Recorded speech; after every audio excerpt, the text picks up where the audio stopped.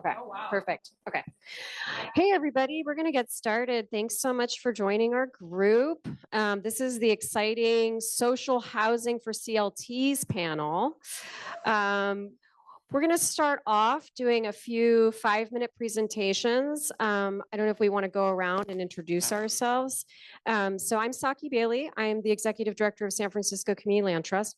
I'm also the only official, because there are lots of allies here with us in the Community Land Trust movement, but I'm the only official person who's on the advisory committee of SB 555, the legislation that was discussed by Maddie on the first day. He lifted up for us. This is really important because we CLTs were the only form of social housing in California that exists currently.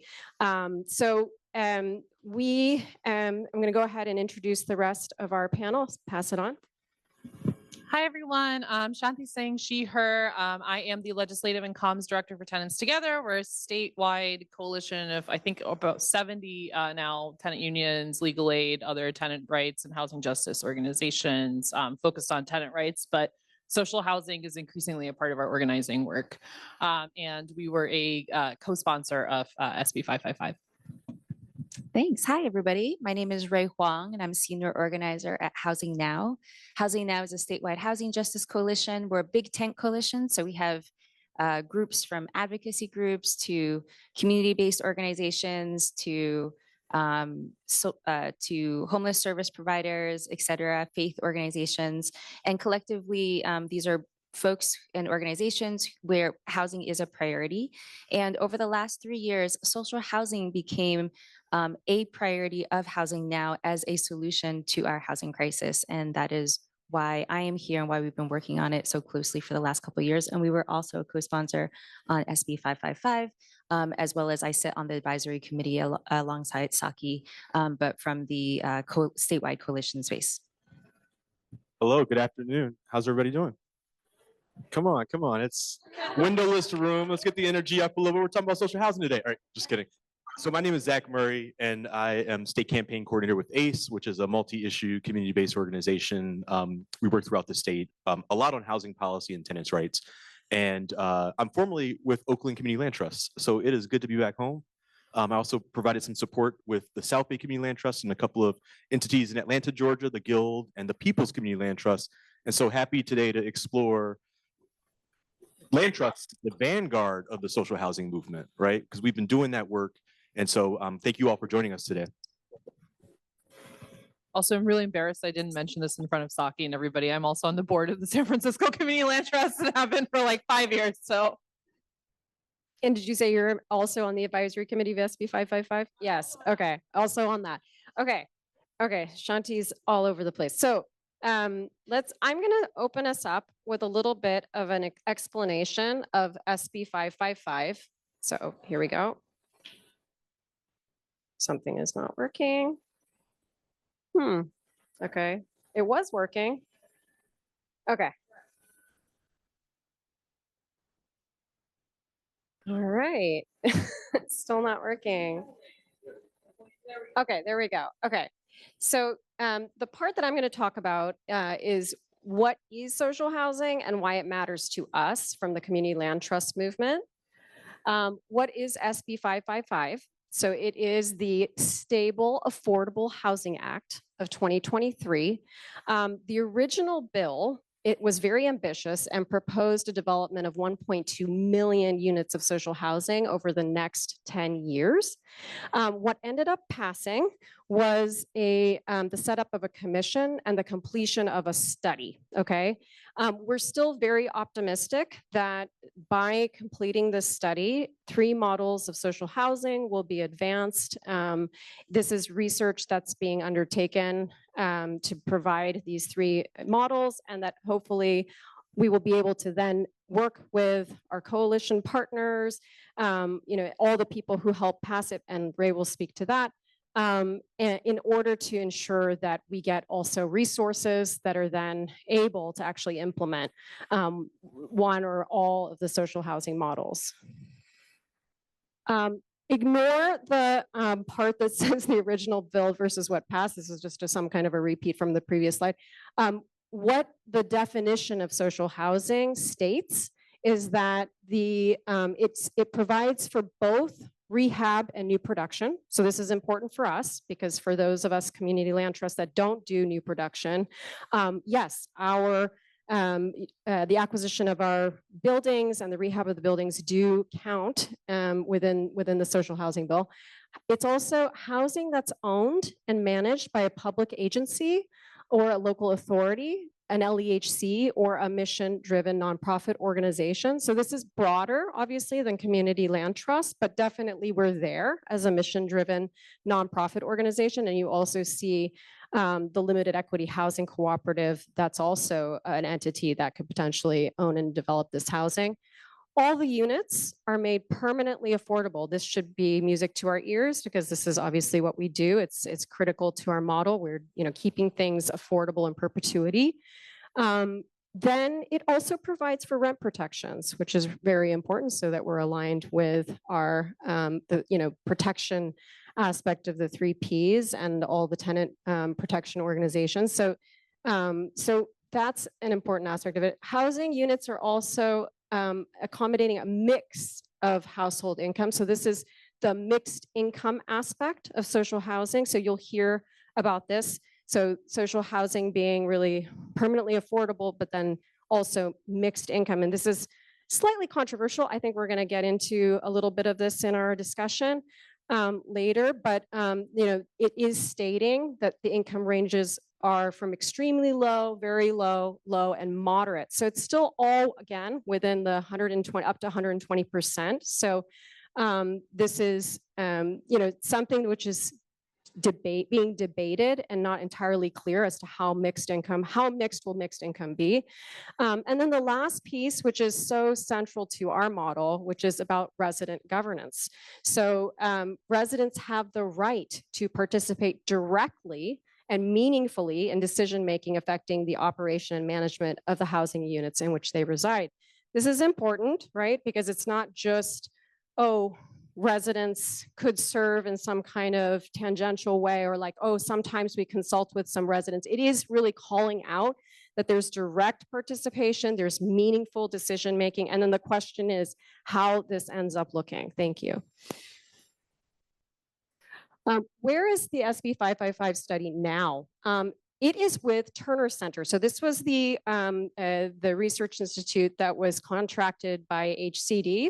So they were hired to engage in the study. It began in 2024. They also subcontracted with another research organization, Liberation and a Generation, together with Tenants Together, Shanti's organization. And they did outreach to 320 tenants across the state, which is pretty impressive. We can also talk a little bit more about the details of what that makeup is of those 320 residents. And it was with the purpose of gathering feedback in the form of a qualitative study on the elements of social housing to inform the study. So this idea that there should be kind of grassroots, bottom-up, empirical understandings of what tenants want should be integrated into the study. Then there's the advisory committee that I mentioned that many of us are sitting on. This was formed in November of 2024. It's a 21-member committee. And really the idea is that we will ground the study in that definition of social housing that I just put up a little earlier. And also to guide a public process that integrates statewide community outreach and expert analysis. So along with that advisory committee, there were a number of people who were interviewed, experts in the housing world, government, nonprofits, developers, banks, people in affordable housing finance, interviewed for this portion of the study. And the goal really being to help determine, as I said, 3 viable models of social housing that reflect the values and elements of the definition. So I'm going to turn it over. And I said this in the beginning, but I'll just reiterate it again. Why do we care? Let's own it as the CLT movement. As Maddie stated, right? This is really us. We are really the only form of social housing that exists in California operating currently. Really, we should be the leaders, the vanguard, as Zach said, in really ensuring that social housing is reflective of our projects, our community, and our values. And this might also mean some future funding for our work, right? And that's really a big part of this too, is that we're expecting that once the study is complete, we're going to see some hopefully funding that's or legislation that's going to be put forward for funding these projects. And if CLTs don't get more involved and more vocal, this might not happen. We may not see the version of the social housing bill that, or rather the model that we want to see move forward that really reflects a community land trust or the elements of the definition. And that's extremely important. And it could be that instead this, excuse me, social housing might end up getting co-opted by other maybe nonprofit developers in the best case, and in the worst case, the inclusion of even for-profit developers. Okay, so I'm going to turn it over to Ray. Thanks, Saki. Oh, thank you. So my section is to tell you just a little bit more about how we got here.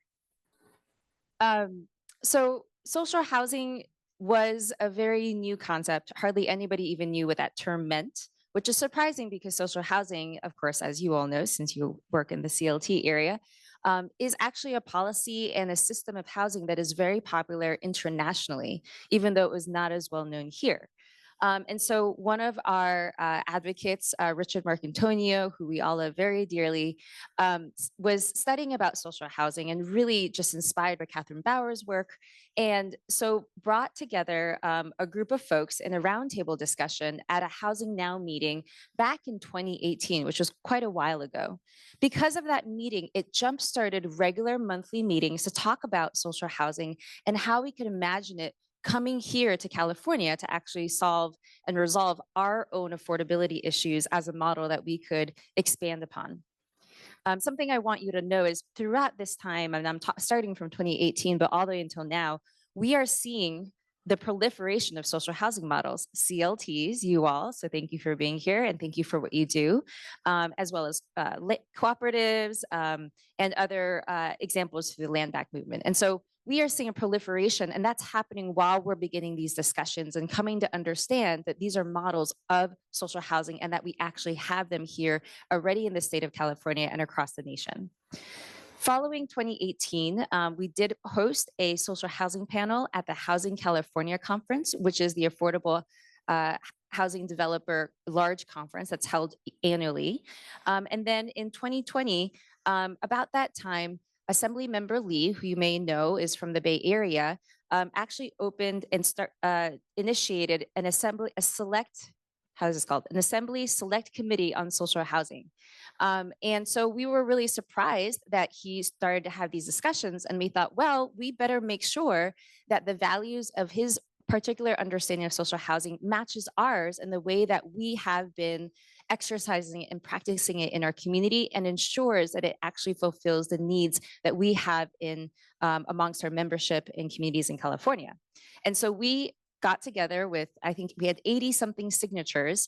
It was actually quite impressive because we collected that many signatures from various organizations very quickly in a very short amount of time, and submitted that letter to explain our definition of social housing, our expectations for how that select committee was going to understand and pursue social housing here in the state of California. Following that meeting, following that letter and that submission, we realized, because 80 something groups signed on so quickly, that there was actually a lot of interest and desire to actually expand social housing in the state. And so we started gathering ad hoc statewide social housing meetings. We were kind of flying the plane while we were, or building the plane while we're flying it, if you all know that phrasing or that metaphor. We realized that there was a lot of interest, but we didn't quite figure out how to create the infrastructure and organizing needed to ensure that we could expand this movement and desire and interest of social housing at the scale we needed to be able to bring along all of our partners. And so it was under that time, it was through that time, then it took us another year until we got to a place where after many conversations and meetings, we were able to create the kind of infrastructure we needed to be able to carry forth this work. And that's now sits under the branch of Housing Now, which is the coalition that I work for. And that is called the Social Housing Table. And the California Community Land Trust Network sits on that table. California Green New Deal sits at that table. Pico, California, ACE, I got tenants together. Who else am I missing? Public advocates. Yep, got them. Power California? Power California as well, a youth-led statewide coalition. So as you can hear, what we did was we recognized if we were to expand, we needed to ensure that we had organizing groups at that table because those are the residents and members who needed social housing to be able to meet the needs of their folks. And so meanwhile, I didn't actually put this on here because I don't think I forgot. I feel like there was some political reason I didn't, but that's right, there was. So meanwhile, that's right, there actually is a political reason. Assembly member Alex Lee, we realized when he first started talking about social housing, actually, some of our partners from public advocates started to meet with him and they actually pitched a bill, which is actually the bill that we passed of SB 555 and said, we need to have a study on social housing. And so Assembly member Lee actually was carrying this forward at first, but he pivoted midway through and decided to basically amend the bill so significantly and no longer met the values that we had around our expectations of what social housing, the needs that social housing needed to meet for it to actually be successful in housing those who needed housing the most. And so our partners diverged from that and were no longer activated and involved with that particular bill that Alex Lee moved forward. And we began to have differences in his particular understanding of what social housing is. And that difference in particular is that he was looking at a system and model by which the financing would be that it would be revenue neutral. And so that way the financing would come from the, if you will, the higher income residents of that building who would then provide the funding for the lower income residents. The challenge that we had with this is that we have never seen where there is an emphasis on higher income residents, that actually would meet the amount of need and the amount of units needed for our low income residents. So we would never actually be able, our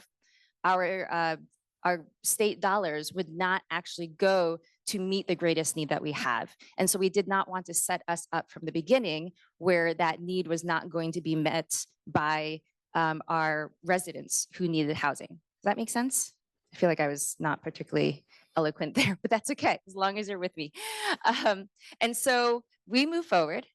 What happened then in SB 555 and how we got here is that another one of our labor partners decided to put forth a bill that would fund social housing through taxes on Airbnbs, short-term rentals. And so we were like, oh, that's what is their definition of social housing? And so then we met with them and they actually invited us to participate and help shape that language, because while they knew that social housing in concept was a great idea, they were not familiar with it. And so we actually partnered with them on their definition of social housing for that bill that revenue would fund. And then we ourselves decided as well at the same time to then pitch SB 555, which, as you heard from Saki, the full definition of the bill. And so I will tell you, it was a little bit of like a Hail Mary, like last minute, who's really going to take this bill? And we were very surprised that the staff and Senator Wahab were really supportive of us and of this idea and of this model. And so to make a long story short, it was a very big fight, but we won. And we were able to pass our bill successfully at the end of 2023. Yes. Storytelling is so fun and it feels so far away 2 years from now. I feel like I need more wins like that. So we're going to get those wins, right? So where are we now? Yes, amen. Sorry, I'm also a pastor, so I'm going to say that a lot. Hallelujah, amen. All right. So where are we now? I should have actually maybe added to our calendar. But as you heard from Saki, this bill is the study and conclusion of the bill is going to conclude in the end of next year. It's coming up pretty fast. And we need to ensure that the conclusions meet the needs of our models and the work that you all are doing for CLTs, that to ensure that the infrastructure that we are creating in this state is going to actually support what you all are doing, that we're going to get the revenue, that we're going to get the infrastructure, that we're going to get the technical assistance, right? And so we really need as many of our partners to go all in to help support that the conclusion of the study is in keeping with what we need in the state to actually expand social housing. And the second is that when we do, hopefully, the conclusion of the study actually meets our interests and our agenda, that we then introduce bills and start to move to get, because it's just a study. It could just be you get your conclusion, close your book, put it aside, and we never see it again. But we're putting all this effort in because we want to ensure that what the conclusion has is something that can actually be brought into reality over the next few years. But that means, especially because we're fighting a lot of special interests, and because we are fighting the neoliberal fight, fighting against neoliberalism rather, right? It's gonna be really hard that it's not gonna be co-opted from what we're trying to create. So that means we have to go all in and all out. And so that is the pitch you've been hearing from the get-go of this workshop, and it is gonna be the pitch at the end of this workshop. I wanna put something in your ears. I am so grateful for each and every one of you doing the good work of building these models, because these are the models that we are bringing bus tours of state and local elected leaders, of our labor partners, of all of our partners to see this can be a reality, not just for the few who benefit, who are part of CLT programs and organizations, but this can be a reality across the state. Also, by the way, you're modeling it for across the country. A lot of people look to California right now as a model, so we should be proud of that. And also, I'm losing my train of thought.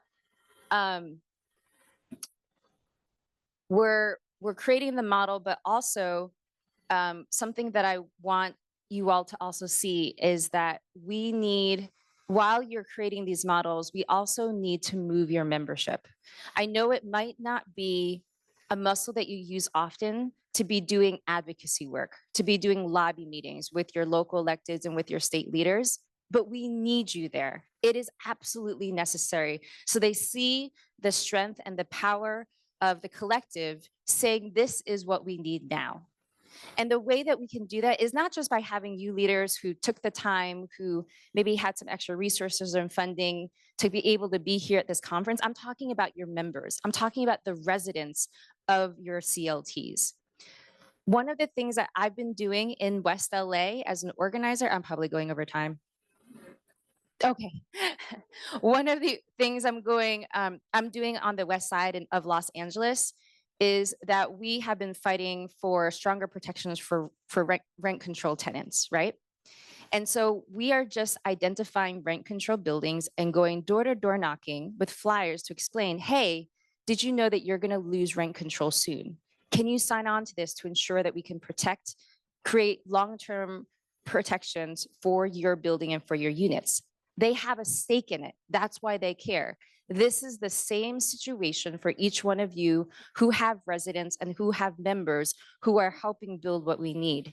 If you can include as part of your programs and your development an organizer who's working on building the advocacy muscle of your residents and your members, we will be able to win this. We will be able to get the conclusions right for SB 555 and also funnel in tons of the actual, the kind of structure that we need passed to be able to get so that we can actually do what we need to do. So that's my pitch.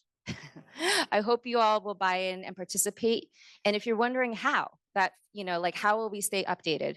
Well, it's fortunate that the California Community Land Trust sits on the social housing table and Saki is on the advisory board of SB 555. So you will hear from us. And the invitation is when you get an email about it, open that email doc and get involved. Okay, I'm going to pass it on to Shanti.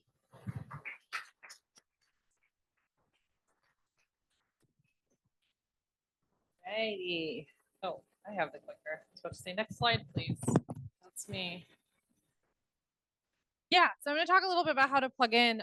While I do a lot of the policy and legislative advocacy for tenants together, a lot of what we do at TT is supporting the formation and growth of local tenant unions, and including like local tenant unions that are also CLTs, like our awesome folks at Inland Equity. We also do a lot of support for local campaigns, usually for rent control and just cause, but pretty much, but we get involved in a lot of other campaigns that are led and organized by tenant leaders on the ground. So I'm going to talk about like, that's kind of what brought us into social housing as a coalition instead of just focusing on tenant protections, which is most of what we do. Yeah, so, I mean, this is the way that I think about it too, is like when we talk about tenant organizing and tenant union formation, a lot of times we're talking about organizing citywide tenant unions. Sometimes we're supporting folks at the building level. But, once it can start from anywhere. It can start from like a habitability complaint. It can start from a rent increase or an Ellis Act eviction or whatnot. But really, we often see the demands for social housing coming out of like just spontaneous tenant organization, where there is a point where, you have like organized collectively to a degree where you start to think as a tenant, why does this landlord own this housing anyway? Whoever it is, like we should own it, or the public should own it, or the city should own it, or a land trust, CLT should own it, which is actually the one we hear the most, right? And the way that we kind of think about social housing, especially from the perspective of tenant organizing and tenant struggle, is there's not this magic on or off switch where something isn't social housing and then it becomes social housing. The kind of way to think about it, and this was actually coined by my friends at the Community Service Society of New York, but they think about it as how social is my housing, right? Where am I in the spectrum of permanent affordability, of tenant governance, of tenant power, of permanent decommodification? So thinking about it more in terms of a process, right? I think the reason that CLTs are so important, especially to us at TT, to organize tenants on the ground all over California, is because they're really the only ones y'all are really the only ones upholding these values of permanent decommodification and tenant power, right? Which is just even our current system of affordable housing, quote unquote affordable housing, really doesn't care about tenant power. And a lot of times the tenants that we're supporting and organizing, they're Section 8 tenants, they're LIHTC tenants too. It's not just like purely for-profit housing, and they don't have stability and autonomy in that housing either. And so, yeah, I mean, again, like as tenant unions grow and reach a stage of organization, like, they're building those local relationships, especially in a state as big as California, between what y'all are doing and what we're doing, we feel is going to be like incredibly important in coordinating and then fighting together, of course, for the resources that we need. Because yeah, we need power. We also need money. So yeah, this is just a little montage. I did want to talk a little bit. I'll keep this quick because I know we're running a little bit behind. But definitely shouting out CLTs and tenants organizing, and these demands. Like we have the Hillside Via tenants in LA, who have been demanding that the city take over their housing from a slumlord. We have the Veritas tenants in San Francisco who've gone on successful rent strikes and debt strikes. And as that landlord keeps defaulting on their debt, which they were the biggest corporate landlord in San Francisco, those tenants have consistently demanded the decommodification of their housing. So, and part of that, the Veritas tenants also push make San Francisco the first city with the tenants' rights to organize, where you actually have like legal protections that are like arbitration from our rent board, et cetera. So actually creating like a labor union framework, and that's very much tied into the fight for decommodifying their housing, right? But it was through strengthening and their organizing that they were able to make that demand, right? I'm sure you've all heard about Measure ULA a bunch, so I'll speed through that.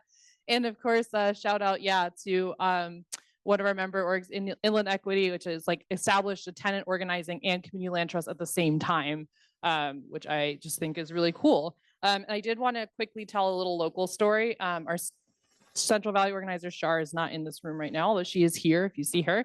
But for example, like one of the campaigns we're working on right now, is here in the Central Valley, the like Merced Gardens tenants. And they approached us basically because they were about to lose, their landlord was trying to get out of a contract with HUD. We realized that there were serious habitability programs. We realized that the landlord is violating not just federal law, but also like local or state preservation laws, just didn't care, didn't expect it to be enforced.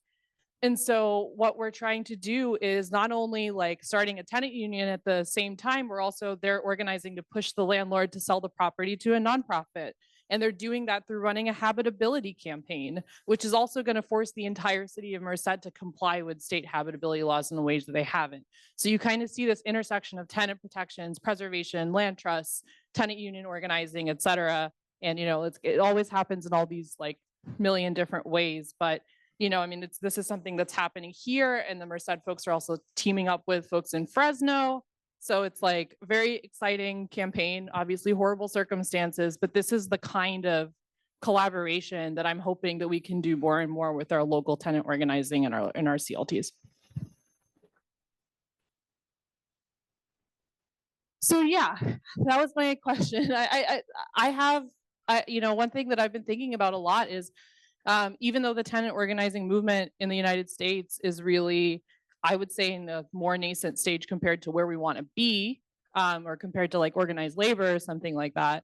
At this point, when I think about all the campaigns for housing decommodification that are led by independent, self-organized tenant unions across California, the demand for community land trust acquisition and decommodification, I think is already, just from those formations, those nascent formations, is already higher than than the resources that y'all are being given and the resources that we all have as a movement. I think we're already at that point, where people are ready to fight to decommodify their homes, but the resources aren't there because people don't care about our models enough, right? And decision makers, policymakers, they're not funded. We're not funded enough, which I think everybody knows. So talking about how do we develop stronger links, I only have a minute, so I'm gonna speed through this a little bit, but there's state budget campaigns, there's local fights, budget fights, that I think a lot of us have engaged in, including like fights at the ballot, like Measure ULA, and other transfer taxes that have passed. Talking about rent control, habitability, and other tenant protections as social housing values, they are part, protections are also part of the strategy of, making housing less of a speculative instrument. And that is why our opposition knows that. That's why they find rent control so threatening, right? Enforcing affordability, LIHTC and Section 8 housing. This is really, we have so many expiring LIHTC covenants. That's an area that we're definitely exploring more. It's how can we actually convert this into a better model than LIHTC? And of course, decarbonization, especially with all of these, with climate change, with heat waves, with wildfires, et cetera, but then also all of these decarbonization mandates where we're really concerned about that landlords will use that decarbonization as an opportunity to do rent evictions and kick people out. So really working at the intersection of climate and habitability, and at saying, why don't we actually turn that into green social housing instead? Why don't we actually, put this in the hands of a land trust, as part of the process of decarbonization without displacement? All right, I'm going to kick it to Zach.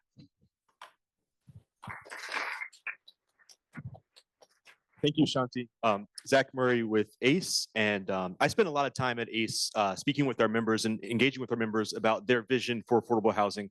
I'm also a data and numbers guy, and I want to help get the energy up in the room. So I'm going to do an informal poll. How many folks here spend time talking with your community residents and members about their vision for housing, addressing the housing crisis or affordable housing? All right, good number. How many folks here, your residents, your community members say, yeah, I prefer a system in which I income qualify every year, and if I make $1 above the cliff, I get kicked out to market rate? How many folks hear that? Show of hands. Zero. Okay, cool. Interesting. How many folks here? Yeah, I prefer a system in which there's a pass through of a corporate subsidy that funds housing, and then that most of that housing benefit goes to private landlords, to for-profit entities. How many folks hear that here? All right, I'm in the right room. Good to know. All right, so we all admire the land trust movement because, as I said, it's the vanguard of the direction we want to go in terms of social housing, because we know the preference of our community members is permanent affordability. People want to see a permanent fix to this housing crisis. They want to see decommodification of housing. They want to see an opportunity of ownership, be it cooperative or ownership that they can have individually. And that's what the land trusts do. And so we're honored to be a part of this movement. And as a part of the movement, we want you to know that we understand the problems that you're fighting against every day.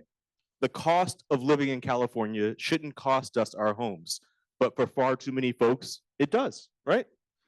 We also know, because you all fight this every day, that the for-profit housing market is not going to save us. Can we say that out loud one more time? The for-profit housing market is not going to save us. Say that loud for the folks in the back and for the folks in City Hall and in the state capitol.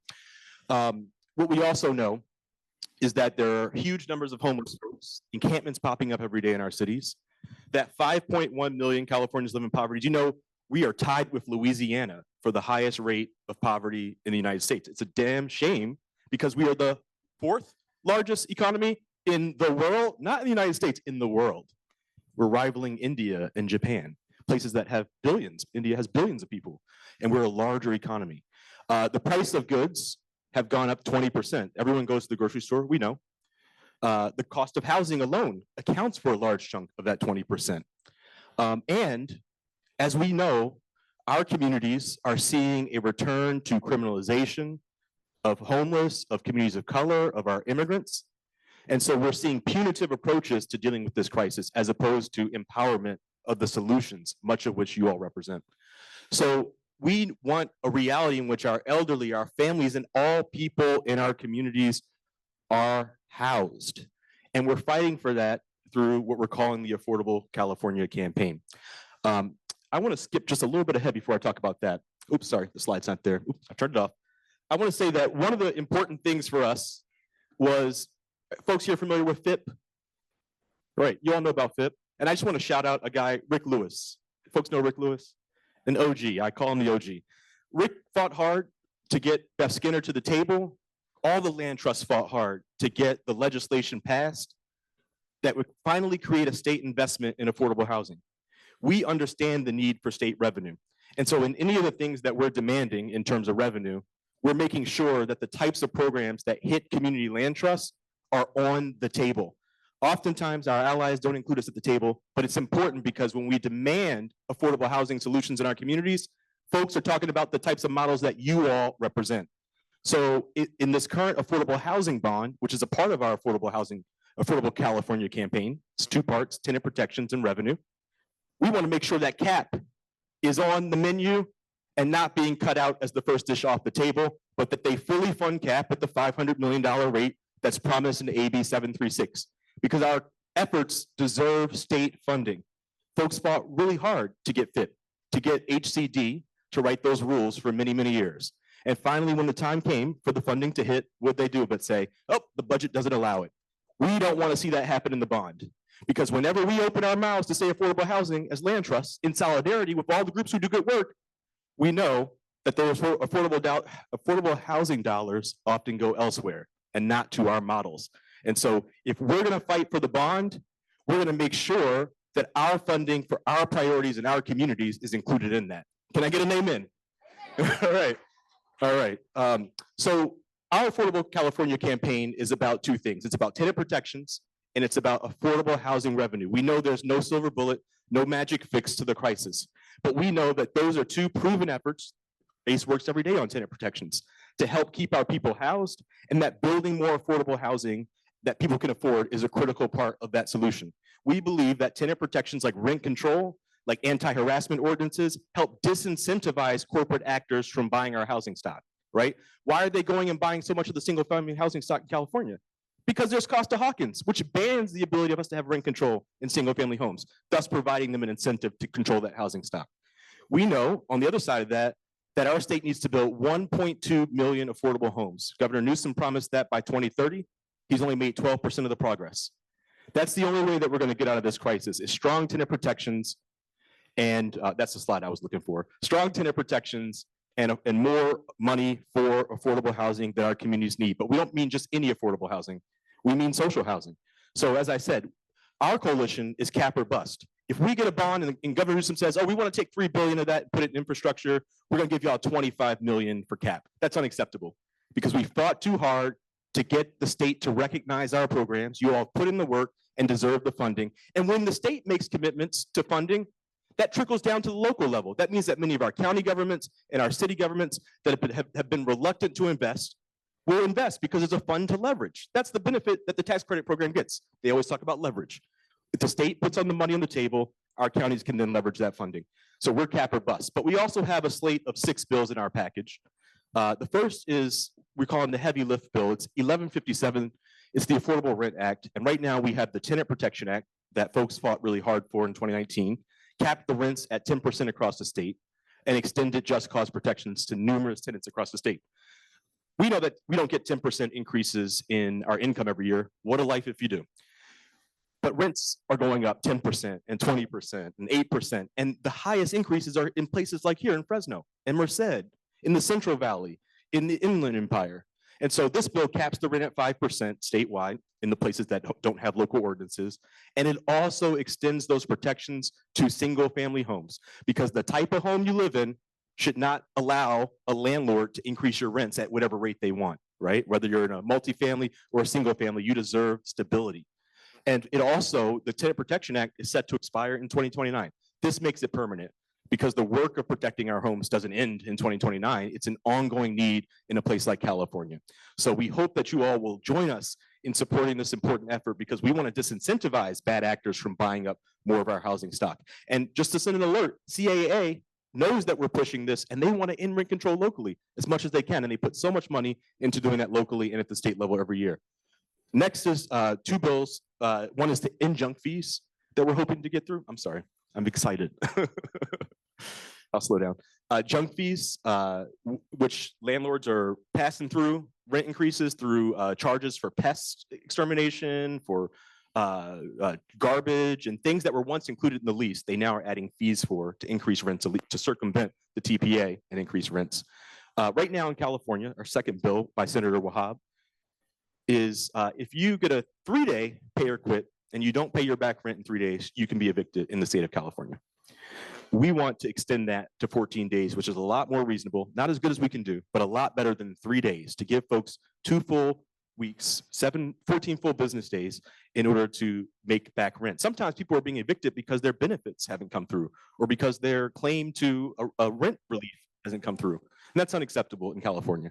And on the revenue side of our package are 3 bills. The first is 1165, which is the Housing Justice Act. And this is being done in partnership with groups like the ACLU that would mandate that our state finally address the housing crisis by dedicating a revenue source ongoing to address housing and homelessness.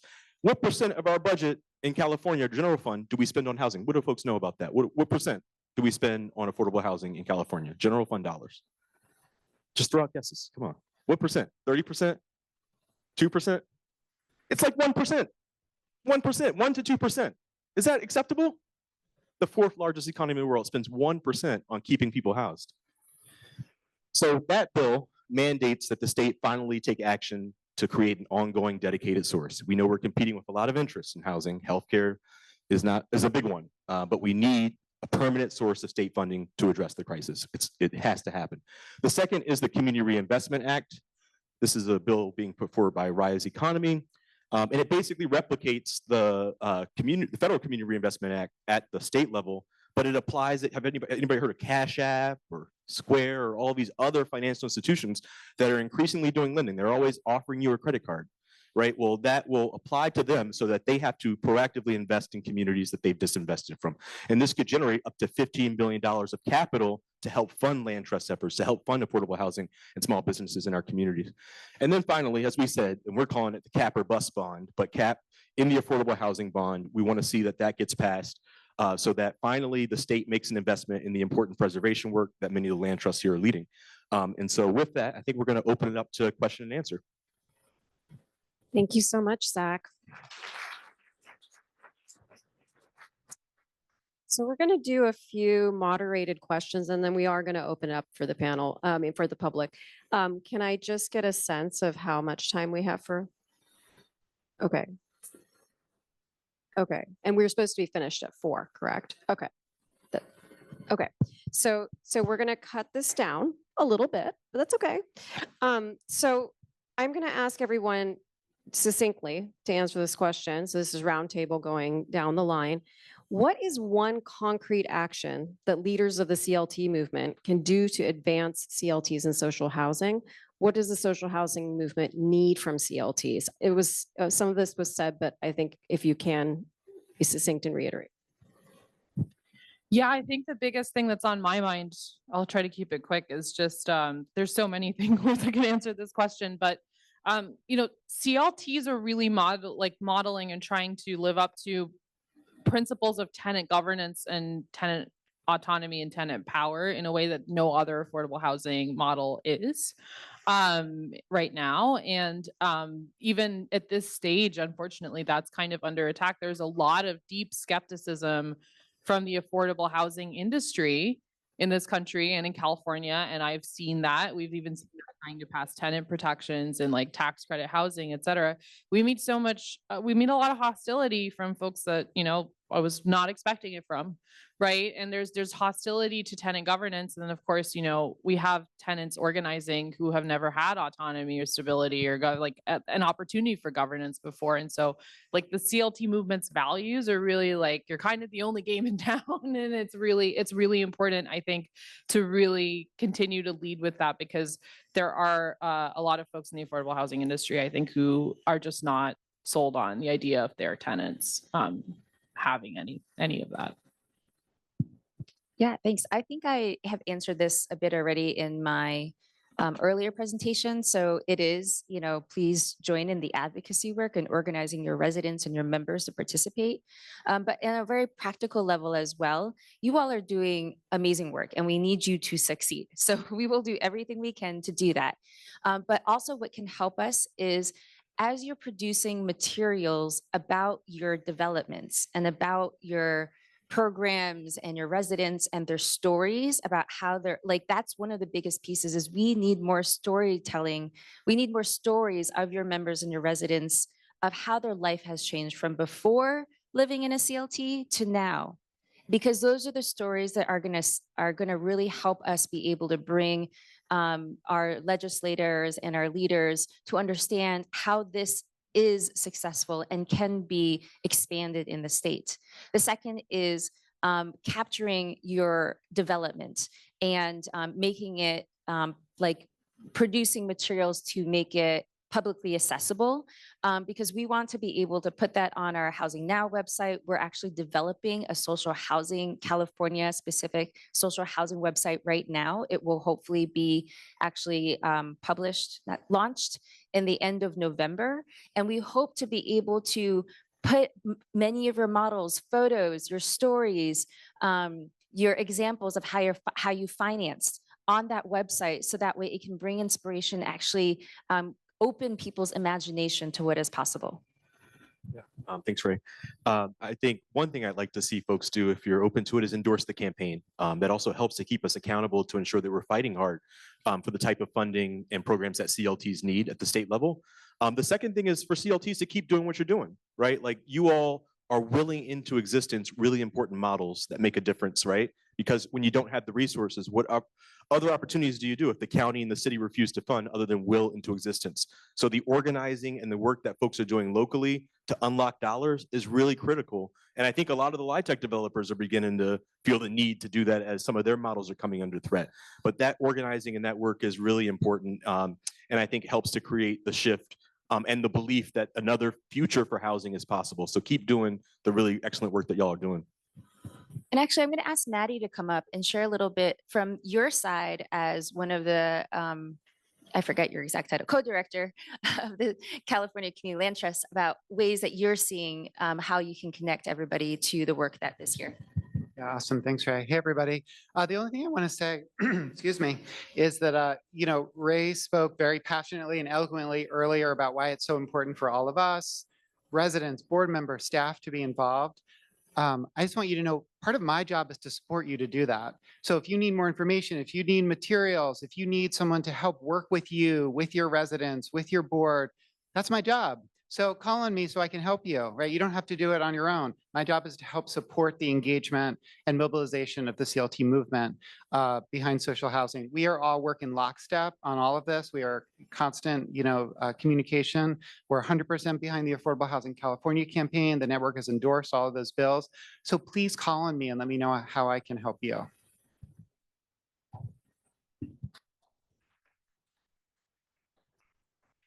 So some really concrete ways in which to act as a CLT leader and full support from the network to be able to engage in this work. So please outreach to us, to Maddie. Another question for the panel. I'm seeing, and this is directed at the other members of the advisory committee, I'm seeing in the advisory committee some things happening where the definitions that I put up earlier around SB 555 are shifting. The mixed income part is on, it's still open as to how that gets defined. The resident governance piece that I pointed out earlier, how much decision-making, how much input, how much control and voice are residents going to get in this process? So I'm gonna shift to Shanti and Ray to ask them what they think, should be the definition of mixed income in this model. And what about similarly, the definition around what residence governance should mean? I'll say straight out, our intent in terms of the mix of income ranges is people who are cost burdened by the private market, right?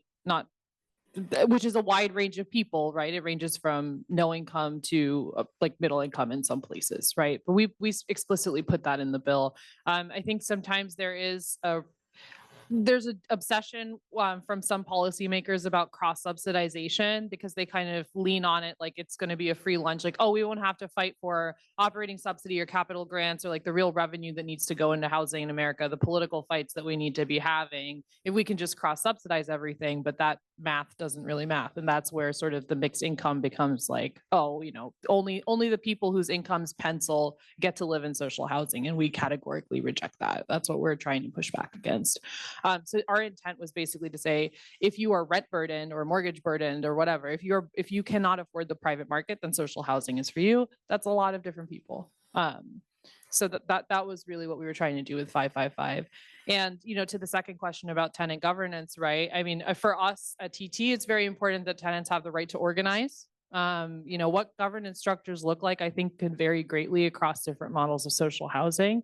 That they are protected from arbitrary eviction without just cause. We would really like to get to a point where we don't have evictions for non-payment either, right? But certainly the right to organize, we think, is foundational of all types of housing, and that's not going to not be true for social housing as well. So that's really one thing that we're focused on, because it's also organizing that kind of it can help create organic structures of governance that are actually accountable. Yeah, I think you covered pretty much all of it, Shanti. I think the only thing that I might add is that I don't think that Turner Center and those who are leading the study have a big enough imagination. That's quite simply it. They just can't see beyond what we currently have. And the problem is what we currently have just isn't working and isn't enough. But what you all are doing, what you all are creating out of something new is the model and models, and you all are still creating, right? You aren't done. Like, you're still figuring it out. There's still kinks in the model, but that's the most amazing thing. I guess I said I was earlier a pastor.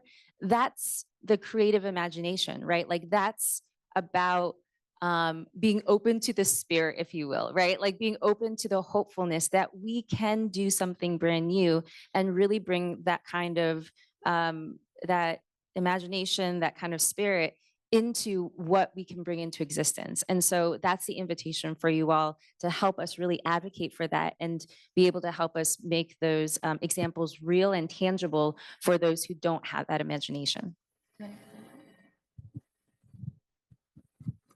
So as Ray is uplifting again, this is all in motion right now. And if Turner Center, if HCD hears from all of you, like, hey, we want to see the results of this report. We want to know what's happening. That's going to hold them more accountable. And that's also the work that we're doing in the coalition that Ray mentioned earlier. There's a social housing working group and a social housing table that meet regularly. And with the idea that we're working in parallel to hold accountability, but we need more than just this group, right?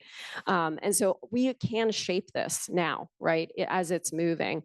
And I want to now just get a little bit of insight from Shanti about the advisory committee itself, the composition of the advisory committee, how this was selected. Why did I end up being the only community land trust? I have no idea. Like I didn't even apply, right? I mean, I don't know how the selection process was done.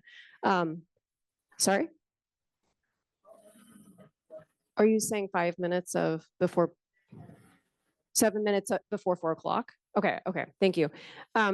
So maybe we hold this about the advisory committee, and maybe we just go a little bit of insight about the liberation and generation, the tenant outreach research, just like how that's going to inform the process. And these 320 tenants that were interviewed, how is it that they're going to be contributing to the study, and who are these folks?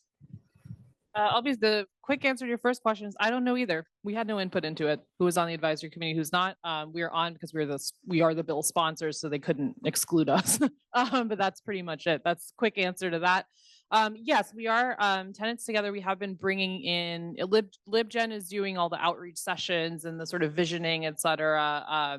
Then they've been doing local sessions. So they did round 1. There's going to be round 2. It's a little bit at a clipped rate, but there's going to be LA, Fresno, and I'm forgetting one other place. But they've actually been talking to tenants and visioning of all different kinds of housing. And we've been kind of helping them with the outreach. So if people want to be part of that, like definitely hit up TT. Yeah, but it's really just like we're trying to ask people who are going to live in social housing, what does it mean to you? What does tenant governance especially mean to you? And I think that's a really tricky question because you're asking people who've never had something to envision what that could be. Great, thank you. We're going to take some questions from the audience now. Does anybody have any questions for us? I can Okay, run we'll go over here. Thank you.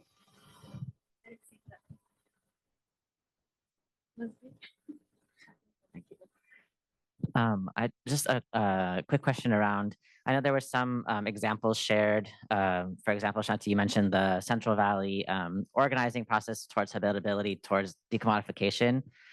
And I know we have examples of organized buildings, tenant associations that are acquired by CLTs. And sometimes we don't have a lot of examples of like organized buildings. And I'm just wondering if there's like a space people are brainstorming strategies to decommodify organized buildings where people have gone through a process, they're organized, and they are also going to be bigger champions towards decommodification as well. But we need to have more of those wins of like converting those buildings. And is there a space people are brainstorming, or a space where we can hear more of those stories and like share in that learning and understanding? And if not, is that something that we can do? No, I mean, I think that we've really been struggling and trying to think about how to do that. We have a little organizing subcommittee that Zach's been holding down.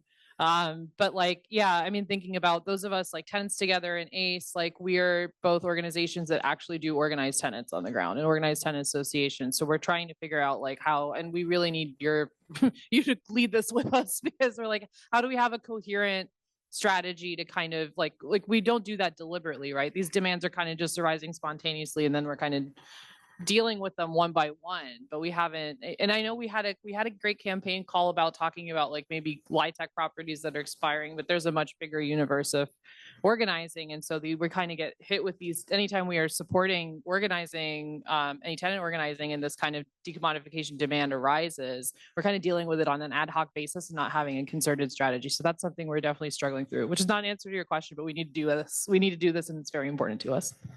I'll just add briefly. I mean, I know y'all are probably sick of tired of hearing it, but I say we need battle flags, right? There are real places, real sites where these fights for social housing are happening every day. You all know where they are, right? Where tenants are making this push. You know, I know at Oak CLT, we had a number of alignments with ACE to unlock some of those properties. I know El Sereno, you know, the folks there with the Reclaiming Our Homes and the El Sereno Community Land Trust have been a part of that effort. But there are real places where social housing and community land trust battles are happening.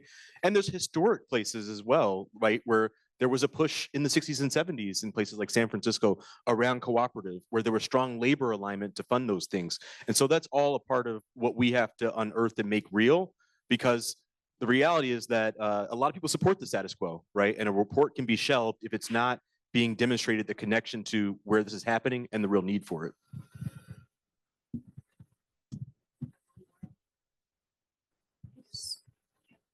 Oh, thanks. It's very good to hear that the community land trust movement has raised its profile to the point of being this viable, because we weren't hearing that as recent as 3 years ago.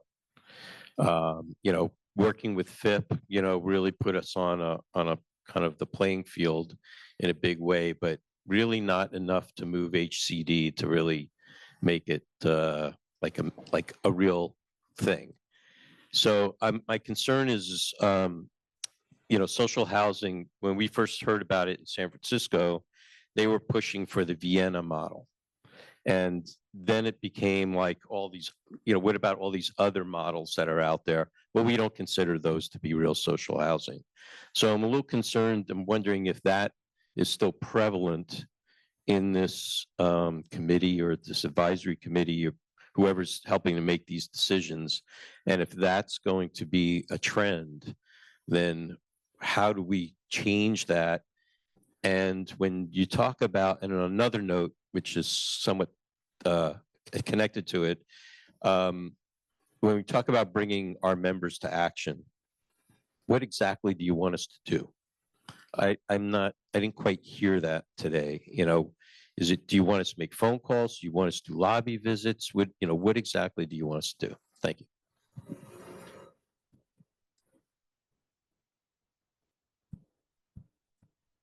Okay, I mean, I could take the Vienna question too if you wanted. Okay. Oh, gotcha. Yeah. No, I mean, I think it's like there's basically, it's like, there's the state advocacy, because there's the state and the local, right? And so in terms of the local organizing, you know, I mean, I think that's where we go and more into the realm of like organizing that's not necessarily about like lobbying legislators or pushing for a specific policy or a bill or initiative. I mean, we're trying to do both. We have to do all of these things. So I think it's more like, it's like, is your capacity and willingness right now in this moment for more of the like sort of traditional advocacy, because we got plenty of bills for you that we need to pass and all that stuff. And of course, if there's a housing bond and CAP gets in the housing bond, then we're going into the sort of realm of electoral politics, which is a whole other can of worms. But then there's also the opportunity to plug into, like I said, the community organizing and the tenant unionizing. And all of that work. So that's to say there's like many different touch points that it's kind of up to everybody what interests them. Didn't mean to rush you. Just to make it really clear, send emails, make phone calls, join lobby meetings. Those are and help us collect stories. And okay, that's too many. You're not going to remember all of them. So I'm going to say that again. Everyone remembers in threes. Make a phone call, send an email, join a lobby meeting, okay? Zach talked about our campaign, endorse the campaign. And if you endorse, you'll find out all the ways you can support. But I'll say to you, Bruce, Stephanie, Assemblymember Stephanie, we need to move her. She's on the Judiciary Committee. We need to get the bill passed through her committee. Harabedian for the folks in Pasadena and Altadena. Rick Chavez Spur for the folks in West LA. There are some real members, folks in Contra Costa County. We need Buffy Wicks. We need Bauer Cahan. We need them to be champions of our movement. And I think to your first question about Vienna, I always say that there's a risk of co-optation. And that's why it's so important that CLTs be at the table so that we can avoid the inevitable co-optation that we see happening with the talk about social housing at the municipal level, to ignore that there are real models where residents are controlling and running housing, where residents are a part of the decision-making process. The only way we avoid co-optation is having CLTs at the table. Otherwise, the LIHTC developers fit very neatly into the definition of social housing, even based on the Vienna model. So I'm I'm a Vienna enthusiast. I'm just gonna say that outright, and I still think that Zach is completely right. What I mean by that is the risk of co-opting. The Vienna model is a combination of public housing, pure public housing, and co-ops mostly, right? And there is a ton of there. It's predominantly funded by progressive revenue. It's not cross subsidies, maybe only 40% of it, right? So for me, I think the biggest concern, and of course, it came out of a very radical labor movement after the collapse of a literal collapse of an empire in a world war.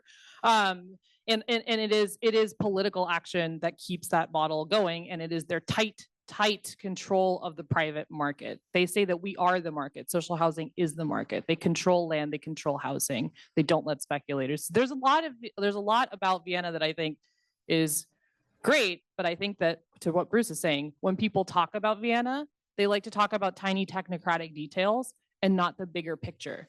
That this is built and sustained by a movement, and that it is not funded through public-private partnerships. We are going to push the speculative market and keep them out of the city. And insofar as there is private housing, there is tightly rent controlled. The land is public. It is managed publicly.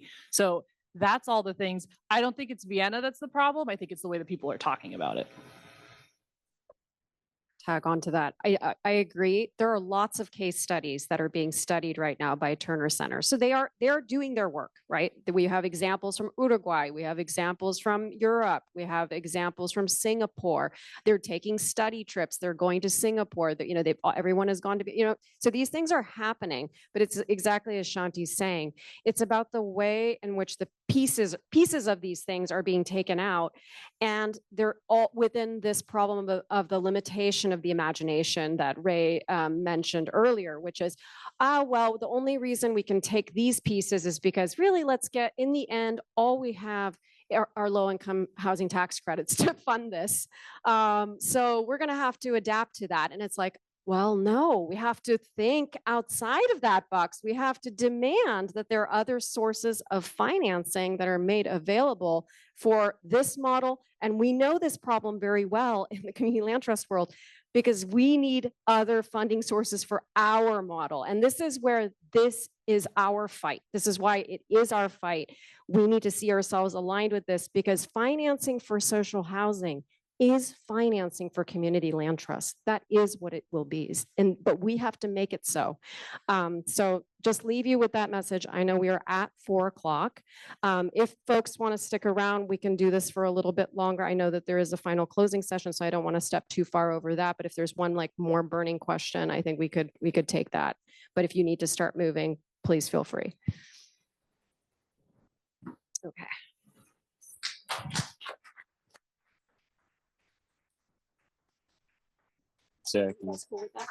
Thanks everyone on the panel. I'll ask my final burning question, which is, I appreciate the conversation around imagination. I feel like there are so many easy ways for the opposition to shout down and lie about what social housing. It's a very, quick slope from social housing to socialism to whatever, right?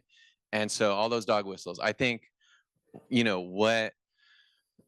I guess my question is like, can we develop some kind of popular education tools or something to help cultivate and like color in that imagination? Like, what does this world look like that we're trying to move towards with social housing? I think it feels a little bit like an academic kind of exercise or like a policy exercise. And I think community land trust to begin with is already a complicated enough like model to like explain to people who are mostly just used to like 2 different ways of doing housing. You rent from a slumlord or you own your own single family home in California. Like that's kind of it, right? That's the norm that we've been in for like 100 years. So I think in terms of communication and imagination, how do we grow ourselves toward a more or inspire ourselves toward this future that is really great for a lot of people, but is, I think, kind of hard to imagine, like, what is this actually going to look like? Mm-hmm. How do we do that? I'm happy to answer that because I feel very strongly and excited about this area. I will tell you that first and foremost, it has to come from stories and storytelling. That is what moves people. We could talk you to death about the policy, about the financing model, about how it prevents speculation. It's just going to go through one ear and out the other, or just pass on by people. People don't care about that.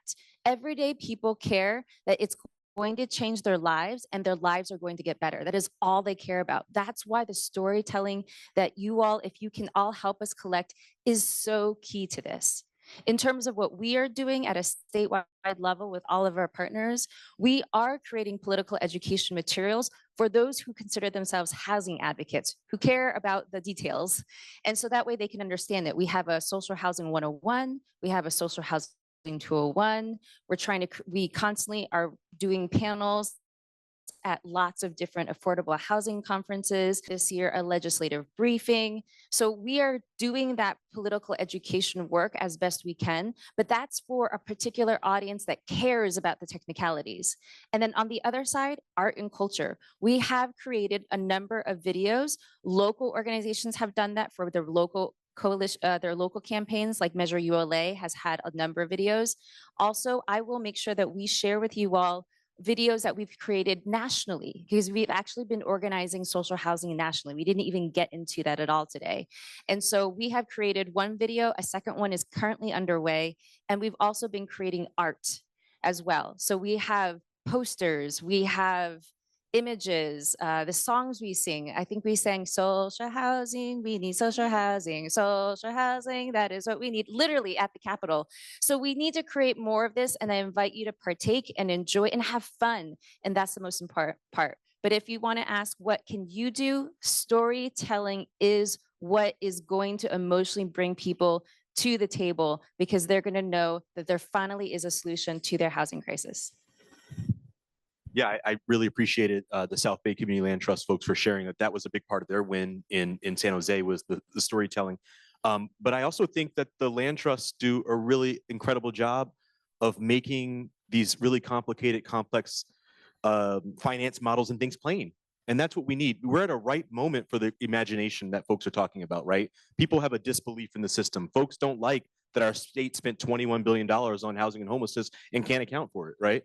People want to see that these models work and that they deliver. So the one-time subsidy that CLTs utilize, right, is a value add in this context, right, where people are tired of government inefficiency. We can demonstrate that we take your subsidy one time and we make it work forever. There are a lot of other models that can't do that. They're going to demand it in 30 years, another investment, and not for bad reason, right? But like, there's so many advantages to our model. The more work that we do to help make this plain, the better we get to envisioning that alternative, because the benefit that the syndicators and all the complicated finance people have is that they have a huge knowledge base that is not public, right? That they can specialize in and charge you a hefty consulting fee, which blows your pro forma up, right? If the more and more that we add democracy to housing finance, right, to how our public dollars work, the better off we'll be. And that's actually what the public's demanding. We are the populist models that the public want to see, and we got to step into that and own that as CLTs, for lack of better terminology around ownership. Thank you, Zach. Thank you. I will just add one more thing too, which is that we have the power as CLTs to shape the way in which other nonprofits that want to utilize social housing funding may be able to access it, by ensuring that they take on their responsibilities when it comes to resident governance, and that we can design the toolkit for ensuring what that training and curriculum could look like if a CDC wants to access these funds, and ensure that they have residents that not only participate, but make meaningful decisions. So just want to mention that. Thank you so much, everybody, for being here. Thank you so much to our panel.